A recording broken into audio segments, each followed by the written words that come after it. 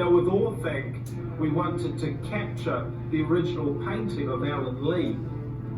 In Alan's painting, he illustrated very much the feeling that this was a town that had been chipped out of black obsidian. The only way we figured out to capture the look of black obsidian was by carving it out of microcrystalline wax. We carved every single element, then assembled it using hot waxes to melt all of the elements together, and then we took a massive silicon mold, a huge matrix mold of this whole structure, and then eventually replicated it in encapsulating resin. It's designed so that you can come up to it really, really close.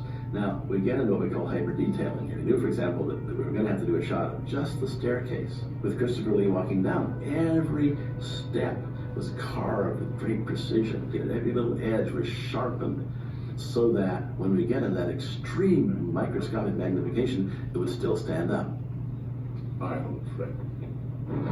Swooping in towards Orthanc with Gandalf on top of the tower, and that miniature lasts over a minute long on screen, which is another rule in special effects, is keep the shots short so people don't know that they're fake.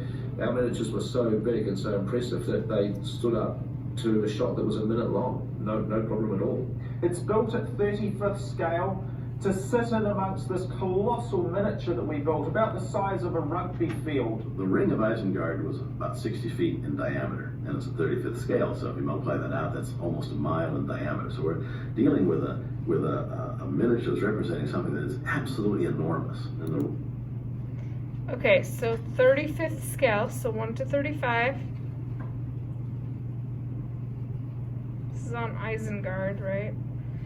And the ring is actually, well, the model was 60 feet across. And it was supposed to represent approximately a mile across. So those are your 3 blanks. Did you get them okay? The ring of Isengard and the tower itself are the miniature. The sky is a matte painting. So that's one of our classic hybrid shots where it reads, you say, wow, look at that.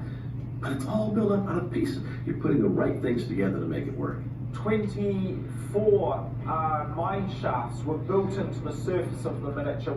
There was over 1,000 pieces of individually modelled architecture that made up the componentry of the mine workings that were laid out throughout this miniature. They were just urethane pits that we carved out of this foam and put all this sort of stuff in there, and then all of a sudden it's come to life. It's moving and it's smoking and it's seething with life, and that was brilliant.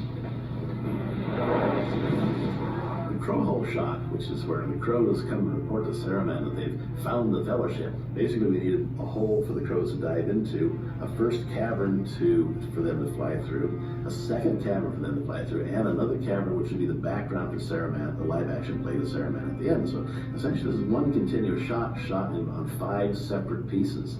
And we had to do the whole thing in a week and a half. But it was a treat because it's a very exciting shot. And it just basically said, make it cool, make it look like an ant farm. So that's what we did.